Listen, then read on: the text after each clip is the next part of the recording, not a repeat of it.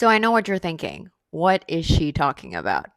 Buckle in. So Evan, up until recently, used to work at Diamonds Direct selling, you guessed it, diamonds. And one day in March of 2021 at about 6 p.m., he sent me this text message. To which I replied, and when he left me hanging, I replied like this. I was absolutely losing it. And then he replied with this. And of course, I replied like this.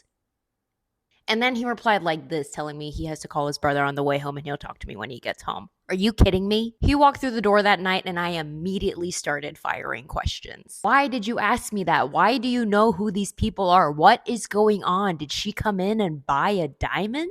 Now, Evan talks about me all the time. He's my best friend, he's my rock, and he is my biggest fan. At that point in time, I was just starting to get my feet wet because we were in the midst of COVID, but it didn't matter. He was always singing me praises. Well, that particular day, he had met a couple of new customers, Ashlyn and Jennifer. And through the process of getting to know each other, Evan, of course, told them that I was an actor. To which Ashlyn casually replied that her brother was Jason Stamey, Sarah Finn's casting associate. Very casual. Well, they had a great experience, as most people do when they meet Evan. And somewhere along the line, they said something to the effect of, well, we'll tell all of our friends to come see you. And what does this man do? He goes, never mind the favor. Can you just do me a huge favor? Can you send your brother my wife's website?